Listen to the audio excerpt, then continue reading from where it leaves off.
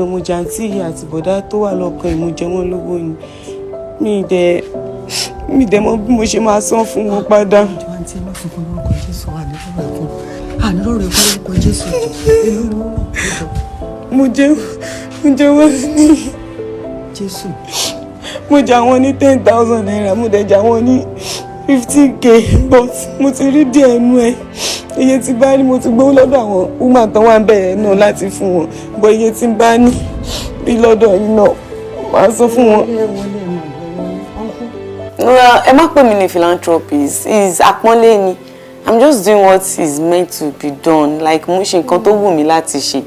so it's not I'm just a giver like I just love to give so kò ṣe pé philanthropy that philanthropy is what mo ti ń pọ́nra mi lé mo ti ń ríra mi bíi pé bàbára wà nù kan tí mò ń ṣe kò dẹ̀ sí kàrámọ̀ kankan nù kan tí mò ń ṣe. I've been in a situation tó jẹ́ wípé people are asking for money people are asking for ìgbéga people are the only thing I ask for is pé Ọlọ́run fún mi lálàáfíà tẹ̀mí gígùn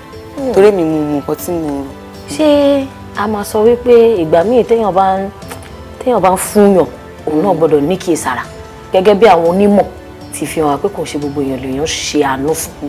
torí èèyàn mọ ìwà tóun gan ti wù tó fi ń jìyà tó ń jẹ.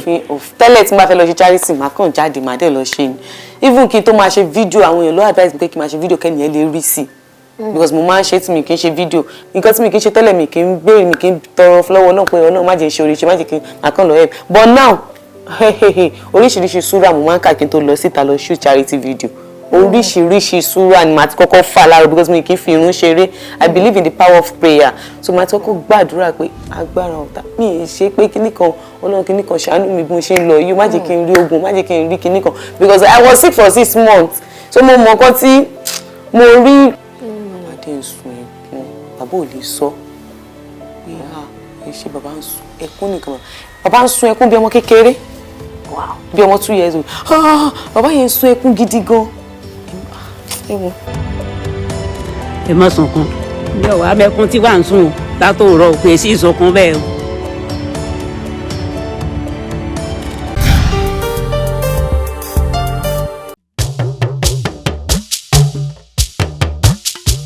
ètò ńlá ti dé ètò bàbá ètò Oyinmomo. ètò ńlá ti dé ètò bàbá ètò sẹ́ Oyinmomo. ẹ pè é kí n gbọ́ná Oyinmomo Oyinmomo Oyinmomo Oyinmomo. ẹ pè é kí n túbọ̀ Oyinmomo Oyinmomo Oyinmomo Oyinmomo. ẹ káàbọ̀ padà sórí ètò wa ètò Oyinmomo náà la wà gẹ́gẹ́ bí mo ṣe sọ fún yín mo ní Ọlọ́run ló àwa là ń ṣe Ọlọ́run ló fi spice sí spice gangan tọ́lọ́run tì fún wa léni wọ́n ti wà nílé agbára pẹ̀lú mi bí ẹ̀yìn wa lórí ètò yìí mo mọ̀ wípé nígbà míì àwa ọmọdé a máa ṣe nǹkan àgbàlagbà àwọn èèyàn á máa wò pé ibo ló ti rí ibo ló ti kọ́ ó kàn lè jọmọdé lójú ní èjì kó ti dàgbà sínú púpọ̀ nu wa máa ní àhábímọ yìí ó ń hùwà bíi girama àfi bíi girama ìtòkò àfi bíi girama Ìlọrin mọ̀ bóyá mi girama Ìlọrin náà ló padà wá pé àṣẹ iṣẹ́ tá a fẹ́ ṣe lórílẹ̀‐èdè yìí ọ̀rọ̀ yìí ni mo fi máa gbé sweetheart mi sweet 16 philanthropist beautiful girl ó rẹwà ó ní ìmọ̀ ó ní ọgbọ́n ó dẹ̀ ní compassion ó ní báwo ni mo ṣe fẹ́ pé ó nífẹ̀ẹ́ àwọn èèyàn in fact mi lè sọ pé ju ara ẹ̀ lọ àmọ́ iṣẹ́ tó ń ṣe ẹ̀yìn náà ẹ jẹ́ ká kí Akínọlá Yusra tí gbogbo wa mọ̀ sí Damilola Royal olórúkọ mi tún ní you can say that again thank you dam yes ma bó ni I'm fine ṣé o wà dáadáa I'm good ma dáadáa ni ma ojú yín yóò tiẹ̀ jojú pé wà Nàìjíríà ẹsẹ̀ kan South Africa ẹsẹ̀ kan Nàìjíríà rè Nàìjíríà ni mo wà o tọ́ ẹ wá jẹ́ ká wò ibo ni ẹ ti mú interest pé ẹ fẹ́ máa ran àwọn èèyàn lọ́wọ́ ibo ló ti bà yín gangan tẹ́ fi wò pé tèmi yìí màá ṣe ní nǹkan àrà ọ̀tọ̀. ok nǹkan tó ṣẹlẹ̀ ni wípé ẹ mọ̀ pé wọ́n sọ pé ilé téèyàn bá ti jáde kéèyàn wò ibi bẹ̀ dáadáa so mọ́mì mi àti dádì mi ìfẹ́ náà fi kọ́ mi kọ́ tó bí ọmọlé mi gan like is after 13 years going to 14 years so ìgbà tó dẹ̀ bí náà mo rí bíi pé mate ni wá because ìfẹ́ a kì í jẹun ní separate plates we eat from one plate daddy mi àti mọ́mí náà dẹ̀ ni from one plate ni so and gbogbo ìgbà tí mo fi ń grow up daddy mi àti mọ́mí dé tó bá rí ẹni tí ní ó dùn àbí ẹni tí ó fẹ́ kú díẹ̀ ká tó wọ́n máa ń come through for the person wọ́n máa ń ran ẹni náà lọ́wọ́ ṣe get so gbogbo ìgbà yẹn náà in fact kí n ṣe kán bá mi wí tó bá di òru tó bá jẹ́ mọ́mí ló bá mi wí tó bá jẹ́ daddy mi ni tó bá di òru wọ́n máa fi style wá jí mi pé kí n má bínú kí n má bínú African parent ẹ náà pé kí n má bínú nǹkan táwọn ṣe fún mi o pé kìnnìkan I be like mi bínú mọ́ pé ó ti lọ kìnnìkan wọ́n á dẹ̀ tún múnú mi dùn wọ́n á mú inú mi rìn láti gbà yẹn ni mo ti ní mind pé tí n bá dẹ̀ wà okay o because wọ́n bí mi pẹ̀lú silver spoon so I've been there I know how it feels before kọ́lọ́n tó máa ṣe díẹ̀ ṣe understand so mo á sọ wípé tí n bá ti dàgbà tí n bá ní owó mo dẹ̀ wish kí n máa múnú èèyàn náà dùn kí n máa fún wọn nínú nǹkan tí mo bá ní mo wish ẹ but mi kì í rò pé màá tètè ní because bó mo ti fẹ́ ní like. considering pé ibi téèyàn ti dìde gan kò ṣe pé nǹkan kan wà nílé tẹ́lẹ̀ téèyàn fẹ̀yìntì. so mi ò feel pé kí nǹkan sọ pé àánú ni mo rí gbà ṣẹ́rí because mo ń sọ kinní kan lánàá mo sọ wípé ṣùgbọ́n pé nàìjíríà bá àwọn èèyàn mo ń sọ fún pa mi pé ṣùgbọ́n pé nàìjíríà bá àwọn èèyàn actually but how come tí mi kì í mọ̀ pé nǹkan ti wọ́n pé nàìjíríà dẹ̀ bá mi pé ti tóbi rẹ ọlọ́run because tẹ́lẹ̀ mo máa ń mọ̀ kí nǹkan máa tẹ́lẹ̀ tí nàìjíríà ò bá àwọn èèyàn gan mo máa ń mọ̀ pé nǹkan wọ́n but ìsìn tí nàìjíríà ṣe wà bá àwọn èèyàn àti tí nàìjíríà bá gbogbo wa kí wọ́n sọ pé àwọn èèyàn tó bá gbogbo wa mo máa ń mọ̀ pé kíni tí mi ò kí ní feelings pé nǹkan wọ́n this year Lord Ọlọ́run ti dá sí mi bákan in a way tó yẹ pé mi ò wá kí n mọ̀ pé nǹkan tún ti wọ́n tó bá tún ní kíní kan wọ́n sì máa tún ní pé mi ì mọ̀ mo fi mi ò mọ iye tó ń tà tẹ́lẹ̀ so èyí tí mo bá rà náà ni mo rà so mi ò mọ̀ so gbogbo ẹ̀ náà ti tóbi Ọlọ́run ni who knows bóyá bí mo ṣe múnú èèyàn dùn Ọlọ́run náà fi múnú mi dùn bó ṣe sọ pé for you show mercy you shall receive mercy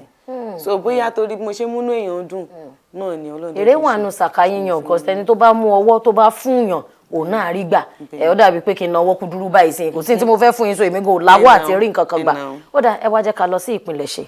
níbi tẹ́ ẹ ti béèrè ẹ ti sọ́ọ̀sì ẹ ní background yẹn humble púpọ̀ ọmọ ìlú wo nìyín iléèwé wo lẹ lọ báwo lẹ tiẹ̀ ṣe darapọ̀ mọ́ entertainment tẹ́ fi wá di Damilola Royal. okay so ọmọ Ọ̀ṣun state ni mí Ìrágbìjí. Ìrágbìjí alára tí lálejò Ìrágbìjí ń bí lẹ́nu ọjọ́ mẹ́ta yìí. ọmọ Ìrágbìjí ni Ìrágbìjí ọmọ olókè méjì takọtabo. lórí àgbà bẹ́ẹ̀ ni ọmọ Ìrágbìjí ni mí so mo lọ sí ní primary school mi nursery and primary school mo bẹ̀rẹ̀ boarding school láti 2 years old. kí ló ṣẹlẹ̀. bó ṣe rí ní school yẹn nìyẹn wọ́n máa ń pè ní catch them young city wa Ìbàdàn. So àti 2 years old then because mommy bá ìjọba ṣiṣẹ́ and daddy mi wọ́n gbé Nàìjíríà gbà yẹn tí mo ṣì young he's always travelling wọ́n máa ń travel wọ́n máa ń lọ wọ́n máa ń dé wọ́n máa ń lọ wọ́n máa ń dé because wọ́n máa ń ṣe forward and clearing mọ́tò then oríṣiríṣi my dad is a jack of all trade master of all oníṣòwò gbogbogbò. wọ́n ní idea nípa nǹkan and mo máa ń kọ́ nǹkan ní ọwọ́ daddy mi tí daddy mi ò bá ní idea nípa kan wọ́n á kọ́kọ́ sọ fẹ́ nípa àwọn lè ṣe wọ́n wá àwọn tó lè ṣe àwọn máa jẹ́ bí supervisor wọn wọn ò ní jẹ́ kí business ẹ̀ slide wọ́n ní àwọn lè ṣe dáadáa to perfection àwọn lè ṣe so that's why I used to say that tí èèyàn kan bá sọ fún mi wípé Dami ṣó lè ṣe kíní kan in entertainment world o in entertainment world pé ṣó lè art ṣó lè ṣe bẹ́ẹ̀ ní báyìí mo lè ṣe mo lè má lè ṣe ọba ọgá learn it online how they do it. ìyẹn ni pé ìmọ̀ gbọ́dọ̀ pín. so ìmọ̀ gbọ́dọ̀ pín so I went to my primary school I did that mo ṣe yẹn ní catch them young Ìbàdàn it's a boarding school so boarding school gan ni mo lọ for my life boarding school àti secondary náà boarding àti secondary yes so ìgbà tí mo parí mo kúrò ní catch them young Ìbàdàn ní primary 4 then mo gbé pẹ̀lú ẹ̀gbọ́n wọn mi ò gbé pẹ̀lú parents mi láti ilẹ̀ lẹ́yìn ìgbà díẹ̀ ni mo padà sọ́dọ̀ wọn ìgbà tí mo ti dàgbà gbọ́njú wọn á padà sọ́dọ̀ wọn mi ò gbé pẹ̀lú dáàdì mi àti because wọ́n lè ní time báyìí sọ́dọ̀ ẹ̀gbọ́n dáàdì mi ni mo gbé láti ilẹ̀ ẹ lè believe mi tí wọ́n sọ fún mi pé ọ̀dọ̀ ẹ̀gbọ́n dáàdì mi tí mo gbé láti ilẹ̀ yẹn ó hard fún mi láti believe pé àwọn kan ní dáàdì mi àwọn ọ̀dẹ̀ kan ní mọ́mì mi because mi ò ní feelings ìfẹ́ ó ti yẹ ìfẹ́ wà nínú family wa there is no kò sí pé ayàyàn kan sọ́tọ̀ àbí ilé ọmọ ẹ̀gbọ́n ọmọ àbúrò ọmọ ọ̀dọ̀ ọmọ. So ìgbà tí wọ́n mi gan fẹ́ wá pick mi gan, so school kankan ni èmi àti àwọn ọmọ wọn gan jọ wà, school kankan la jọ wà, so táwọn boarding house dẹ̀ ní gbogbo àwọn tó bá fẹ́ pè wá gan pọ̀ gan wọ́n máa ní the Akínọlá's wọ́n ṣe máa ń pè wá papọ̀. So ìgbà tí mọ́mì mi wá mú mi bẹ́ẹ̀, mọ́mì àti dáàdì wọn gbé l'Àbújá, Nasarawa àti Àbújá ṣá méjèèjì náà ń gbé pọ̀. So tí wọ́n bá ti wá mú mi, ìgbà tí wọ́n fẹ́ wá mú mi bẹ́ẹ̀, I was crying, mò ń sunkún, mi ìfẹ́ kán mú mi kúrò because mi ìfẹ́ gbọ́ páwọn kan náà bí mi ìfẹ́ gbọ́ mọ́, ó ti dùn mọ́ mi. Wọ́n ṣàpadà mú mi, and ìgbà tí mo lọ́dọ̀ àwọn ọmọ mi náà ní Àbújá, wọ́n change school mi, but to another boarding school. That was when I did my Primary 5. So I did my JS1 to JS3 in Nasarawa State. Nasarawa, Kefi. Yes, at Kefi, KC Academy. I did my JS1 to JS3 at KC Academy in Nasarawa State. So SS1 to SS3, I did it in Osun State. Àti mọ́mì mi o, àti dáàdì mi àti wá dé Osun State. So mo wá ṣe ní Bisola College of Art and Science. And I studied telecommunication science at National Open University. But with time, I still want to study more. Tó nígbà tá a ti mọ ìpínlẹ̀ iṣẹ́ yìí, bó wà ní love fún eré ṣíṣe, ìdárayá, entertainment, ibo ló ti wọlé? Okay, àtìgbà tí mo ti wà ní 5 years old, mo ti máa ń dá wà, tí màá tira mi mọ́nu yàrá, màmá rehearse bọ́n ṣe nínú fíìmù, màmá ṣe fúnra mi padà. But actually, fíìmù gangan kọ́ ni mo really like nígbà yẹn. I love being a presenter. So mo like ń jẹ́ agbóhùnsáfẹ́fẹ́ sọ̀rọ̀. So mo kàn máa tira mi mọ́nu yàrá, màá bẹ̀rẹ̀ sí ní ṣe. Mo ò kọ́ bọ́n ṣe o, but màá máa ṣe tèmi. Gbogbo ọ̀rọ̀ tí dáàdì mi àti mọ́mì máa ń sọ, màá máa join ẹ̀ pọ̀. Màá kàn máa ṣe pé èmi ni kinní kan, èmi ni kinní kan. Màá ṣáà máa ṣe papọ̀ mọ́ra wọn. But mo lè sọ ẹyọ kan 10 times. Nígbà tí mo ṣì ń grow up, gbogbo ọ̀rọ̀ tí big daddy mi yẹn ni mo pè daddy mi. So gbogbo ọ̀rọ̀ tó máa kàn máa sọ pé èmi ni kinní kan. Because àwọn máa sọ pé àwọn ni Rotak ọmọ Akínọlá, èmi náà wà lọ́nu yàrá. Èmi ni Damilola ọmọ Akínọlá, màá máa sọ. So ìgbà yẹn mo ṣáà máa ń try láti teach ara mi. I love being a presenter. Like ó wà nú ẹ̀jẹ̀ mi gan, like mo máa ń sọ pé Ọlọ́run tí bá tẹ̀ fẹ́ má rí nǹkan tí mi bá jẹ́ entertainer, jẹ́ kí n fẹ́ entertainer. Like I love entertainment. Ṣá wà níbẹ̀, but being a presenter yẹn ó jẹ́ nǹkan tí mo like gidi gan. Ṣé yẹn so ìgbà tí mo wà ní Ìlọrin, tí mo wà ní Ìlọrin ìgbà yẹn mo ṣì wà ní school, mo ṣì wà ní institution mi tí parí. So mo wá lọ sí radio station yẹn, wọ́n pè ní Roy FM. Ṣé yẹn ìgbà tí mo dé radio station yẹn, mo sọ fún wọn pé mo lè ṣe kinní yìí. Mo sá kúrò nílé, mo sá kúrò lọ́dọ̀ mọ́mì àti dáàdì mi pé torí mo fẹ́ ṣe. Ṣé yẹn pé wọ́n lè má free mi tán, wọ́n lè má káàmpù mi. Mo wá kúrò lọ́dọ̀ wọn, mo wá lọ sí Ìlọrin fúnra mi, mi ìmọ̀ aṣọ mi ìmọ̀ anybody ń bẹ̀. So mo kàn dé sọ́dọ̀ èèyàn, mo dẹ̀ lọ sí Roy FM because mọ́mì àti dáàdì mi máa wọ pé mo kéré kọ́ máa free mi, bó èmi fẹ́ ṣe. So mo wá lọ sí Roy FM yẹn, mo wá ní mo lè ṣe kinní yìí o, kinní kan pé kọ́ test mi wò pé wọ́n máa rí pé mo lè ṣe. Kọ́ṣẹ́ example fún ìdánwò ẹgbẹ́ wa mo lè ṣe. Wọ́n wá ní pé kí n lọ sínú studio, wọ́n wá ní kí n ṣe bí pé mo wà ọ̀nà ẹ̀ kí n bẹ̀rẹ̀. So wọ́n pe lady yẹn ní Ọláyínká Àjàlá. Yínká. Yes. So wọ́n ṣe iṣẹ́ ní Roy FM gbà yẹn, and I love her so much. So she was there on that day, and then tó head Roy FM. Mo ṣáà ní kí n sọ̀rọ̀, mo ṣáà sọ. Wọ́n ní àǹtí yẹn gangan, mo lè sọ pé àwọn náà jẹ́ kí n ní more interest because bí tẹ́ bá lọ tán ti gbà yín inú yín máa dùn àti ẹ ní ọ̀gá ẹ wo bọ́mọ yìí ṣe ń sọ̀rọ̀ bíi pé àwa la bá ń bí báyìí. Wọ́n sọ̀rọ̀ ẹ pé ọ̀gá ẹ wo bọ́mọ yìí ṣe ń sọ̀rọ̀ bíi pé àwa gangan la bá ń bí, she's too good, kò tún wá múwèé dání pé mi ò mú ẹni tí dání tí ìwé wò ọpọlọ ló ti sọ̀kalẹ̀. Mo dẹ̀ sọ intro báyìí, mo dẹ̀ sọ so ọjọ́ kejì náà ni kí wọ́n á bẹ̀rẹ̀. Just like that. Wọ́n fi certificate kankan gbà mí. Mo dẹ̀ bẹ̀rẹ̀ sí ṣe programu yẹn mo bẹ̀rẹ̀ sí ṣe ìlera lọ́rọ̀, ó different programs náà fún mi, èmi nìkan tán pé kí n máa ṣe bíi 3 programs ọ̀tọ̀ọ̀tọ̀. So wọ́n máa ń lò mí, mo ṣáà máa ń ṣe àròkù ṣe pé ṣe nǹkan tí mo nífẹ̀ẹ́ sí. ìgbà yẹn tí mo bá wọ ọ̀tún aṣọ yìí lọ síbi iṣẹ́ mo pé mi mú kankan kúrò nílé, so aṣọ díẹ̀ tí mo kàn mú, méjì tí mo kàn lówó rà, tí n bá wọ ọ̀tún yìí lọ síbi iṣẹ́, ọ̀la mo lè change time kí n wò di, wọn ní mọ̀ pé aṣọ tí mo wọ̀ lánàá ni mo ti change ẹ̀ sí mi. Ṣé mo pé òdì yẹn yàtọ̀ sọ́tún, sí ojú ó yàtọ̀ sójú, so màá kàn change ẹ̀, màá tún lọ bí iṣẹ́ bẹ́ẹ̀. in fact àǹtí káyọ̀ gan padà ní kí n wá gbé lọ́dọ̀ àwọn fúngbà díẹ̀ mo ṣáà gbé lọ́dọ̀ àwọn fúngbà díẹ̀ so mo ṣáà tó bá ti wá lọ ṣe anything ní any other state nǹkan tó bá lóye kọ́kọ́ máa ń béèrè ni ṣé mo ọmọge róyà dání ọmọge róyà ńkọ́ àwọn tí wọ́n parọ́ gan pé o nìyí wọ́n ní ọmọge róyà à ń gbádùn ètò ẹ wọ́n ṣe máa gbàdúrà fún ẹni tán present ṣùgbọ́n àti time goes on mo ṣáà lọ sí mo kúrò ní Ìlọrin mo lọ sọ́dọ̀ ẹ̀gbọ́n mi mo ti parí mo sọ́dọ̀ ẹ̀gbọ́n mi àbí oko èyí tí màá fi parí so mo dé Ọ̀ṣun state ẹ̀gbọ́n mi wá mú mi lọ sí Teamsed FM wọn ti jẹ́ kí ẹ̀gbọ́n mi sọ̀rọ̀ ọ̀tọ̀ ní Teamsed FM máa yẹ Yanjú Adégbìtẹ́ ẹ̀jìnà Yanjú Adégbìtẹ́ it was like ẹ má sọ̀rọ̀ pé àwọn ti gbọ́ program rí ní Royal FM pé báwọn gbọ́ nǹkan kan pé mi ò kí ń múwèé dání tí mo fi máa ń present àwọn fẹ́ confam wọ́n wá mú mi lọ sí TV wọn TV Teamsed FM wọ́n mú mi lọ síbẹ̀ wọ́n ṣe ní bẹ́ẹ̀ action mo ṣe pick up nìyẹn mi ò dẹ̀ ní bílì kan lè sọ pé kí n ṣe bẹ́ẹ̀ yẹn torí èmi fẹ́ kọ application mo fẹ́ kọ normal bó ṣe máa gbọ́ mo fẹ́ apply gẹ́gẹ́ bí òṣìṣẹ́ wọ́n á ní kí n tẹ̀ wọ́n wá sọ pé kí n lọ sí studio mo ṣe ní pick up báyìí mo ṣe bẹ̀rẹ̀ nìyẹn ó ní at a point máa yẹ gbàgbé pé àsín live wọ́n ti wá fi mí sílẹ̀ kí n máa sọ. ẹ ti sọ ti yín lọ. ẹ̀gbọ́n mi wàgà ló wá ṣẹ̀sọ̀ fún mi pé yes sir ó ti tó pé ó ti sọ audition lélẹ̀ ó lápẹ̀rẹ̀ náà ẹ̀dẹ̀ ni àwọn ní láti wò nǹkan kan nù bí mi kí n wá bẹ̀rẹ̀. just like ọdún méjì. wọ́n dẹ̀ fún mi ní sálárì tán fún òṣìṣẹ́ wọn. bẹ́ẹ̀ ṣe fi qualification kankan wọlé wọn ò béèrè CV wọn ò béèrè nǹkankan. later ìgbà tí mo wá gba award most indigenous radio presenter in Osun State tí mo gba award yẹn ní after 3 months tí mo bẹ̀rẹ̀ pẹ̀lú wọn mo gba most indigenous radio presenter in Osun State so ìgbà tí mo gba award yẹn gan lọ́gà ṣe wá request fáwọn qualification mi ṣe wá yẹn wow you did well nǹkan máa tún ẹ nìkan wọ́n dẹ̀ increase salary mi. increment tó bá because officially ẹ ti wá gbàwé mo ti gbà so wọ́n wá fún mi ní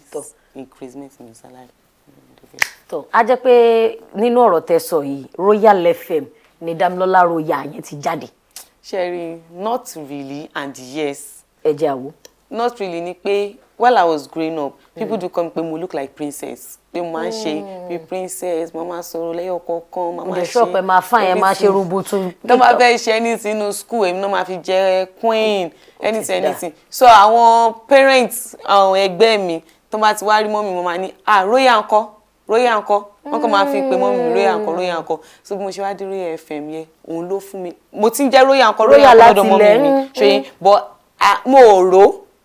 pé mo fẹ́ jẹ́ Damilola Royal ìgbà tí wọ́n á dé Royal FM yẹn wọ́n pe Damilola Royal wọ́n Royal yìí gan tẹ̀ tí máa ń pè mí láti ilẹ̀ náà.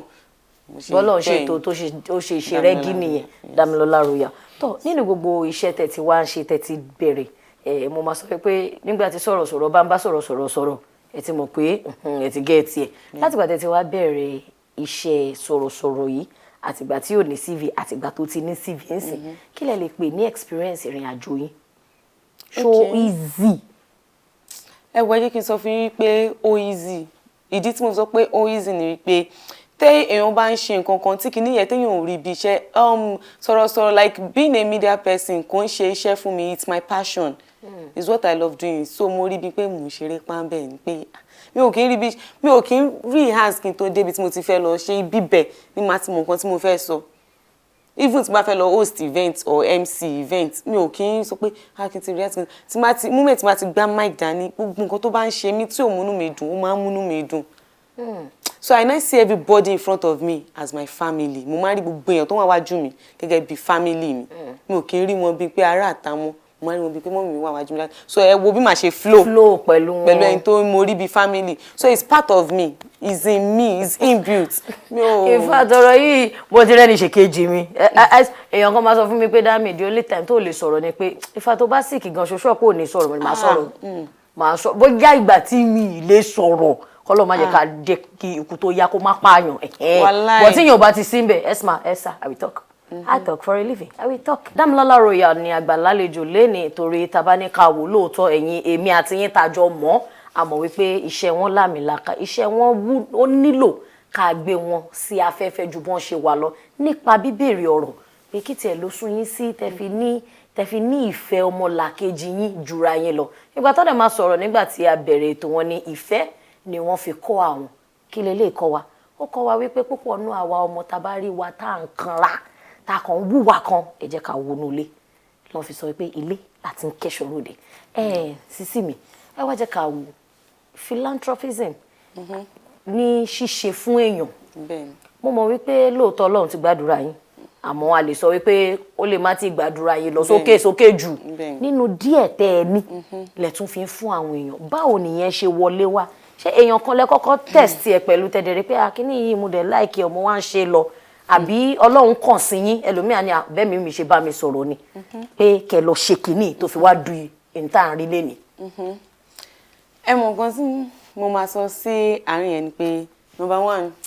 ṣé kí n sọ pé ẹ ṣe mi bẹ́ẹ̀ ni màá dẹ́ sọ pé ẹ ṣe mi torí pé mo love yín. Oh my God. Okay, so ẹ má pè mí ní philanthropist is àpọ́nlé ni I'm just doing what is meant to be done like mo ṣe nǹkan tó wù mí láti ṣe so it's not I'm just a giver like I just love to give so kò ń ṣe pé philanthropy that philanthropist word mo ti ń pọ́nra mi lé mo ti ń ríra mi bíi pé bàbára wà nù nǹkan tí mò ń ṣe kò dẹ̀ sí kàrámọ̀ kankan nù nǹkan tí mò ń ṣe ṣé rí ma'am ẹ mọ̀ nǹkan tó ṣẹlẹ̀ ni pé mi ò gbàdúrà kẹ́ má sick because tí ẹ bá sick tẹ́ bá ṣe àwọn àárẹ̀ kan ẹ máa gba Ọlọ́run lọ́gàá ẹ máa mọ̀ pé owó ò jẹ́ nǹkan kan ẹ máa mọ̀ wípé nǹkan tó wà láyé kò jẹ́ nǹkan kan sẹ́ẹ̀. I've been in a situation tó jẹ́ wípé people are asking for money people are asking for ìgbéga people are the only thing I ask for is pé Ọlọ́run fún mi lálàáfíà tẹ̀mí gígùn torí mi mú nǹkan tí mo rò ẹ máa mọ̀ wípé ṣé owó ìgbà yẹn màá sọ pé ṣé owó ẹ lọ náà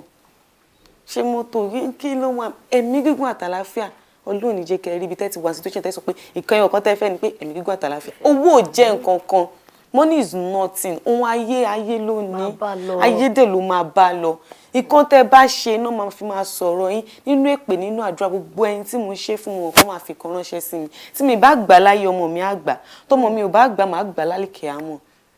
ṣóye yín so okay mo ṣe birthday ní yẹ̀yẹ̀ and I made more than 1.7 million pé wọ́n spray mi lásán more than 1.7 million mo dẹ̀ ti sọ pé Ọlọ́run tó bá fún mi ní àlàáfíà gbogbo owó yìí máa fi ṣe ìtọrẹ àánú. Lóòótọ́ mo dìde gbàdúrà pé Ọlọ́run mi ní Ọlọ́run tó bá fún mi lówó sí mi ní Ọlọ́run tó bá change mọ́tò mi mi ní Ọlọ́run tó bá kọ́lé fún mi tọ́lọ́run bá kádàrá gbogbo á ṣẹlẹ̀ ṣóyè bọ́ ẹni tó ní àlàáfíà ló máa rí ojú fi rí gbogbo nǹkan tí ẹ fẹ́ béèrè tí ẹlòmíì béèrè fún yẹn àlàáfíà òun ló jọba lórí ohun gbogbo wàláhì lẹ́sìláwà so mo kàn sọ pé Ọlọ́run tó bá fún mi lálàáfíà tí mo rí ọdún yìí láyọ̀ àtàlàáfíà ọdún tí mo fẹ́ celebrate yìí láyọ̀ àti àlàáfíà tí mo gbé apá tí mi ò ṣe nínú sáré mi ò ṣe nínú ilé ìwòsàn mi ò ṣe nínú accident pé àìsàn má ti lọ owó má ti gbogbo tí mo bá rí mi tí ẹ̀ mọ̀ owó kékeré mo pè torí pé mi ò ń ṣe like I'm a very calm person and at the same time I don't take nonsense because people over misused the fact that they know that I'm a calm person. If you see me online, you will see that I'm not everywhere. I don't talk like I'm always on my own, on my lane. I'm a lane minder. Sure you understand? Mo dey imagine nǹkan tó yẹ pé on a first meeting I'm always shy, but n bá rí the energy tẹ̀ni ẹgbẹ́ wa mo máa ń dá padà. So mo ti sọ wípé ta ló fẹ́ wá ná mi lówó, ta ni mo mọ̀. Àwọn tó yẹ pé mi ò ṣe pé mo máa post wọn. Because mo believe pé tí n bá post wọn náà máa ṣe fún mi mi post wọn mi ò kí ń lọ díẹ̀ mi ò kí ń báyọ̀. ìgbà míì tó bá pe party ẹ lè má ráyè gan nígbà máa sọ pé tó bá yàn ṣe. in fact ó ti yẹ yín tí mo bá at a point táwọn èèyàn bá ti rí mi party wọn ló wá ṣiṣẹ́ ni ẹni party téèyàn bá ti rí mi wá ni mo wá ṣiṣẹ́ ni tí n bá lọ party gan tí mi ò lọ ṣiṣẹ́ mo ní èmi gan wá gbádùn mo fẹ́ mọ bó ṣe rí mi ò wá ṣiṣẹ́ mo wá enjoy ara mi níbí báyìí so I hardly go I will always find a way to manipulate myself ẹni pé nígbà tẹ́ kọ́kọ́ ń pè mí fún show mo kọ́kọ́ manipulate mi mo kọ́ tí màá bá mi I'm always finding a way to remove myself from people because I know I've been hurt from friends and I don't want to ever get myself hurt again so I've been hurt by trusting people I've been hurt by being open-minded I've been hurt by bringing people so when I see those outside I'm helping as my people because tó bá ń gbàrà fún wọn inú mi mọ̀ mí délédélé so inú mi máa ń dùn kò dẹ̀ sí nǹkan tí mo fẹ́ bá wọn sọ tó ní so nǹkan tí mo bá ti lè bá nù mí sọ báyìí màá bọ́ lọ́hùn sọ ni Ọlọ́run àti inú mi máa bá sọ̀rọ̀ níbi tí bí mo ṣe ń live life mi these days because ìgbà tí mo ti fi gbogbo ayé mi tọ́yàn mo ṣe they will later hurt mi lórí èrò mi lórí èèyàn but tí mo bá fẹ́ ṣe event àwọn èèyàn máa ń tọ̀nà fún mi tí mi dẹ̀ kí mo bó ṣe ṣe event wo dẹ̀ mo máa ṣe birthday so mo ti wá sọ pé owó tí mo bá rí bí birthday mi lọ́dún yẹn o máa fi ṣe charity mi tó yẹ pé mo ti rò pé 100k náà ni kò lè dín nǹkan kan lára mi ìgbà tó náà dẹ̀ gbé mímọ̀ ṣe èdè mo dẹ̀ realize like 1.7 million mo dẹ̀ make sure pé mo ná gbogbo ẹ̀ sórí charity tán mo ṣe account fún un ni torí pé mo determine pé owó tí n bá ń rí bẹ́ẹ̀ charity mo fẹ́ fi ṣe so mo ṣe another account fún un so bó tí mo ní l'account ẹgbà tó tán tí mo ná tán náà ni mo stop pé owó ti tán so àwọn sponsors dẹ̀ ti ń wà so àwọn sponsors dẹ̀ lè fún mi lówó wọ́n lè ṣe but ó ní charity tí mo ṣe nígbà kan náà pẹ̀lú inú àwọn owó yẹn náà ni ẹ pé ẹ wo ẹ bèrè next question. charity tẹ̀ ṣe nù owó yẹn mo mọ̀ wípé ìgbà kan ní ìlera ara tó péye ṣé a máa sọ wípé ìgbà míì téèyàn bá ń fúnyàn òun náà gbọ́dọ̀ ní kí ìsàrà tó sáwọn kan tó yẹ pé nítòótọ́ ká má parọ́ gẹ́gẹ́ bí àwọn onímọ̀ ti fi hàn pé kò ṣe gbogbo èèyàn lèèyàn ṣe àánú fún torí èèyàn ò mọ ìwà tóun gan ti wù tó fi ń jìyà tó ń jẹ tẹ́ bá wá fẹ́ lọ ṣàánú fún yàn ṣé nǹkan tẹ́ máa ń fẹ́ mi béèrè sí àbí ẹ máa ń ní ìtọ̀nà torí kéèyàn má bàa kọlu irú àwọn èèyàn bẹ́ẹ̀. ẹ mọ̀ pé tẹ́lẹ̀ tí n bá fẹ́ lọ ṣe charity màá kàn jáde màá dẹ̀ lọ ṣe ni even kí n tó máa ṣe fídíò àwọn èèyàn ló advise mi pé kí n máa ṣe fídíò kẹ́nìyàn lè rí sí because mo máa ń ṣe tí mi kì í ṣe fídíò I will always write it on my status that I'm going out for charity but if you want to come along with me note camera is not allowed. ìyẹn tẹ́lẹ̀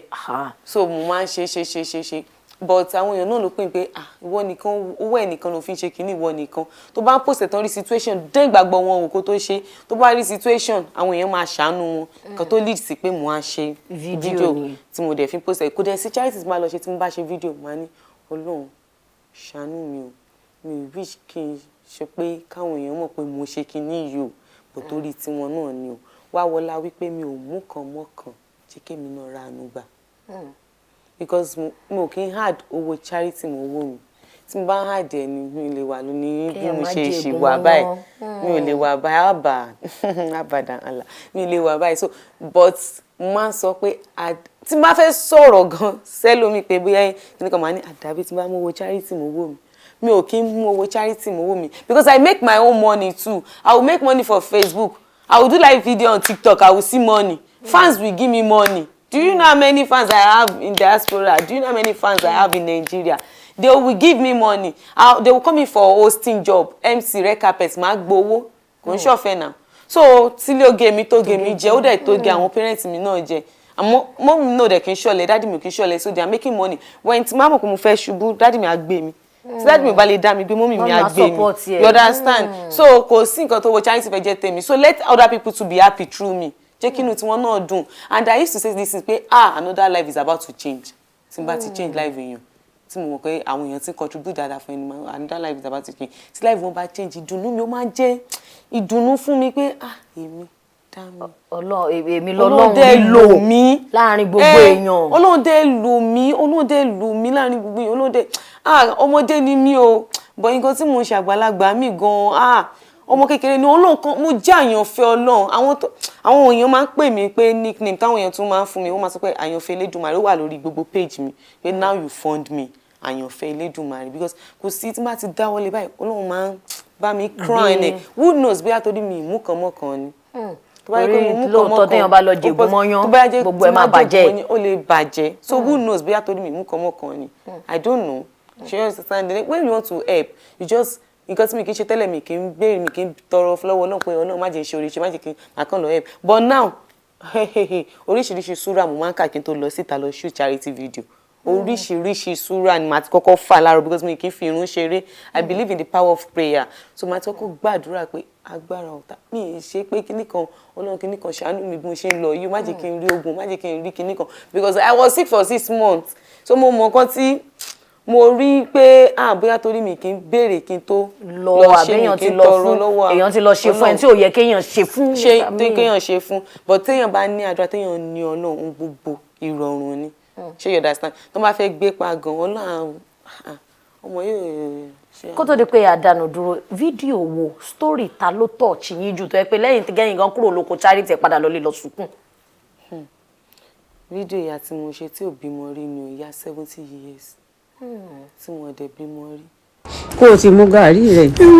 mo nílò lábẹ́ bíríkì ló tún wá sùn lálẹ́. ǹbẹ́ máa tún sùn lálẹ́. ló sì mú gàárì kí ló tún fẹ́ fi múrí márùn ra kí n fọ́n múrí márùn tí mo ní lọ́wọ́. tí n bá fi rí náà ni màá fi ra. mo padà lọ ya fídíò wọn mo padà lọ ṣe surprise fún wọn mo ra aṣọ fún ìyá yẹn wá múra mo lọ ya fídíò mo ṣe surprise mo bá wọn ra oríṣiríṣi bag of rice bag ẹ̀wà tó jẹ́ pé ìyá yẹn gan lè jẹ àwọn àtọkọ wọn nìkan lè jẹ for a year because tí wọn bá tún wá sọ pé ó tán gan láàrin 2 months àwọn olólùfẹ́ mi tí wọ́n á ní tó bá ti ń tán kí n tún máa jẹ́ káwọn ọmọ àwọn tún máa refill ẹ̀ ṣé ibi wà lè pa wọ́n mọ́ ẹnìkan dẹ̀ tún ti wọ́n lẹ̀ tó fẹ́ máa sanwó fún wọn every month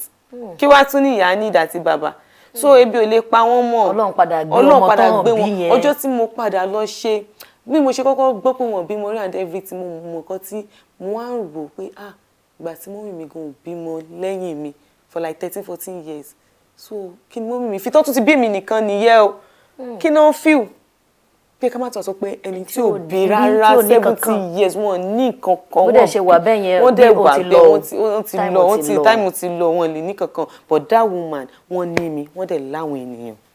wọ́n bímọ ọ̀bọ̀ wọ́n bí èmi wọ́n dẹ̀ bí àwọn ènìyàn wọ́n bí àwọn olólùfẹ́ mi tó nífẹ̀ẹ́ wọn sí ká máa ṣe àánú nípa ọ̀rọ̀ Ọlọ́run ọba tó nífẹ̀ẹ́ sí Ọlọ́run ọba nípa ká máa ṣe àánú wọ́n ti bí wọn ọjọ́ tí mo lọ padà rí ìyá ẹ̀ mò ń sun ẹkún gbà tá à ń ṣe surprise ẹ̀ lọ́wọ́ mo wá rí ìyá yẹn bí pé àwọn nìyá mi ní ìmọ̀dí kò ṣe àwọn náà bí mi ò bọ kíní yẹn wá ń fẹ́ sí mo dẹ̀ ń sun ẹkún mo lose control mi ì sọ nǹkan kan mo kàn ń sunkún fídíò yẹn náà wà lórí page mi máa post ẹ̀ sí page mi so mo kàn ń sun ẹkún fídíò yẹn ni fídíò yẹn ni mi ìdídì dá sọ sí orí page mi pé I am posting the most emotional video I have ever shot on this day turn on notification mi ò dákọ rí màá dákọ so that káwọn èèyàn lè mọ̀ pé mo fẹ́ post nǹkan kan because kò sí kẹ́ni ẹ sọ pé òun mẹ́kún sun á sun ẹkún mo sunkún mo máa ń pẹ́ sun ẹkún but mo sun ẹkún yẹn gbé mi ni like at a point ìyá yẹn fine torí pé wọn ò bu kò sí aṣọ gidi láwọn láàfin ìmọ̀ ìyá yẹn fine ìgbà tó ń wọ aṣọ tí mo bá wọn rà tó ń lo ìborùn tó ń wé gèlè tó ń wọ bàtà sí ìyá yẹn máa fine o wọ́n yọ tán wọ́n yọ bí ọjọ́ bàbá yẹn dẹ̀ ń wo ìyá yẹn nílé because bàbá yẹn ò lè sọ̀rọ̀ wọ́n máa ń yàgbẹ́ sára wọ́n máa ń tọ̀ sára ìyá yẹn ló máa bá wọn fọ̀ bàbá yẹn tí ò lè sọ̀rọ̀ tó yẹ pé ó rẹ̀wọ̀n tán ṣe wà nílé báwọn bàbá ṣe mọ̀ pé nǹkan ìdùnnú là ń ṣe bàbá dẹ̀ ń sun ẹkún bàbá ò lè sọ pé ẹ ṣe bàbá ń sun ẹkún nìkan bàbá ń sun ẹkún bí ọmọ kékeré bí ọmọ 2 years old bàbá yẹn ń sun ẹkún gidi gan.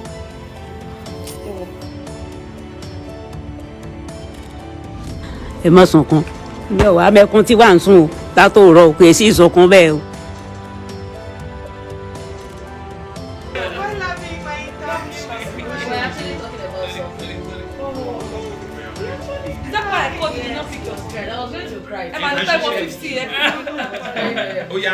mo mọ̀ wípé èyí tí wọ́n sọ kẹ́yìn yẹn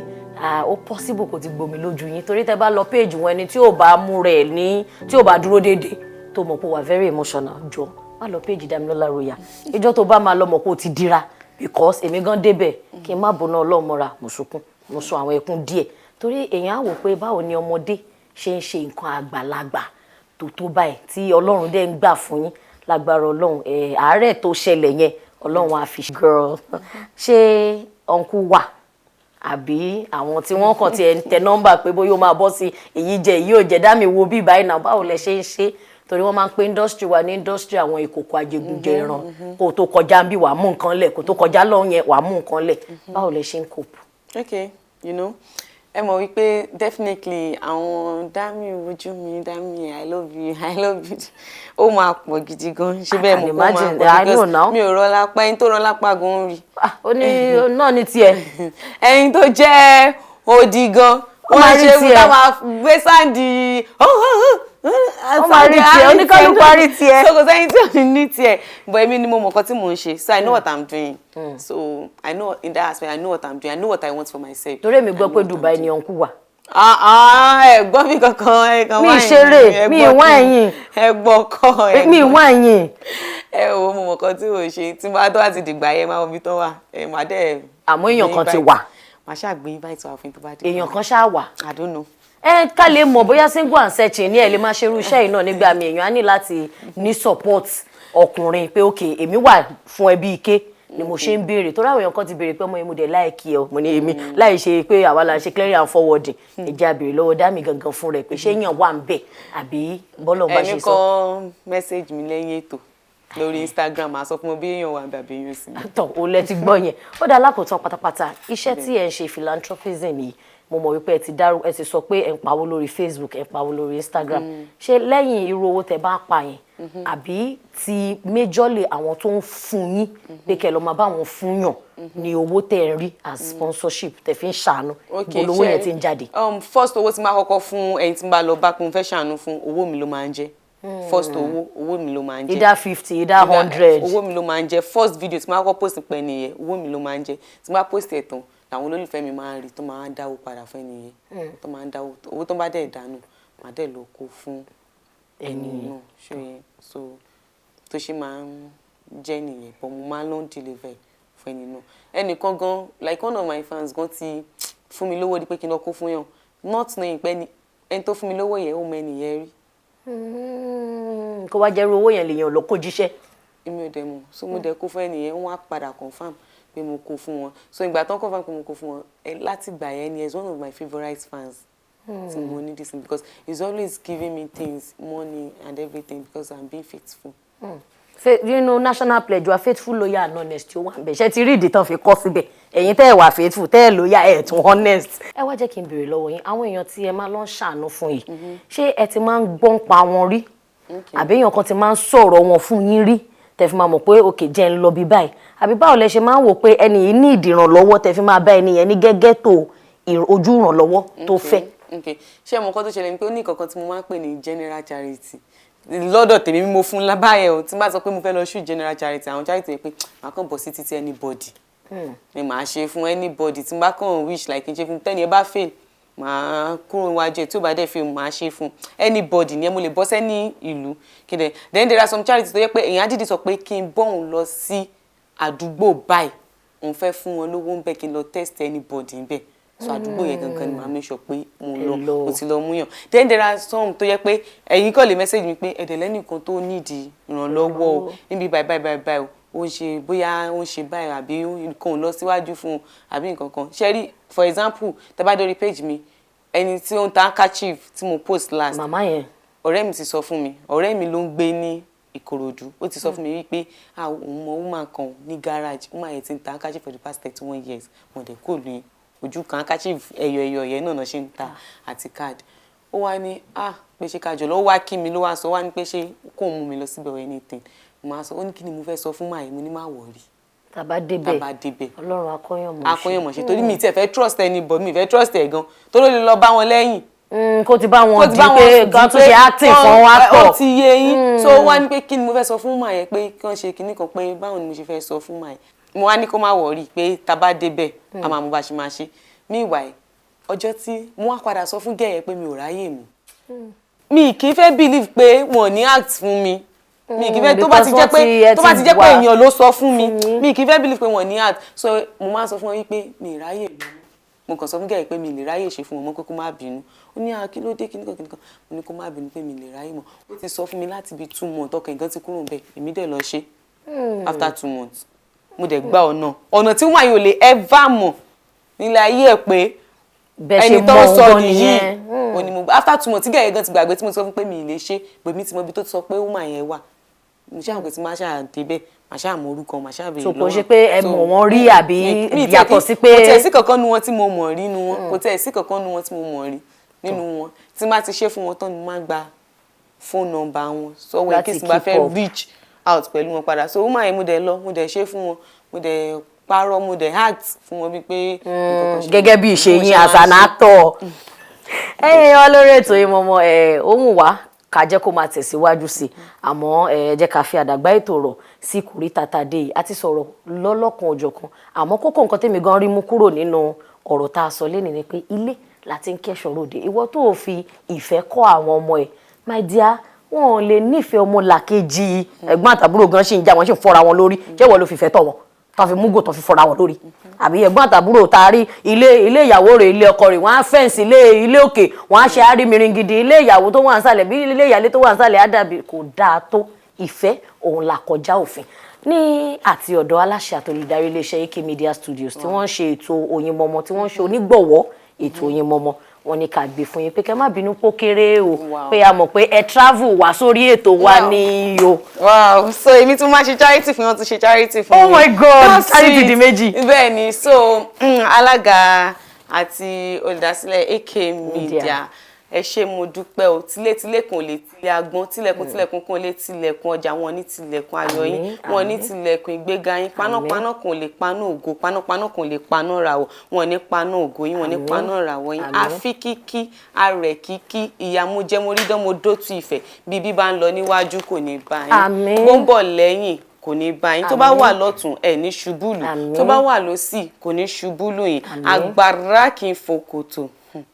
agbára kì í fòkòtò ire ayé gbogbo àwọn òṣìṣẹ́ o àti ọ̀gá àti gbogbo everybody tó lọ́wọ́ sí ètò yìí ire ayé yín kò ní fún yín dáa. àmín ẹ̀dẹ̀ ní civil service ní business owner ní dáàdì kí ni mò ń wá yìí torí láìsọ ọmọ babaláwo torí ọlọ́ àwọn ọ̀rọ̀ yẹn ó flow ó sink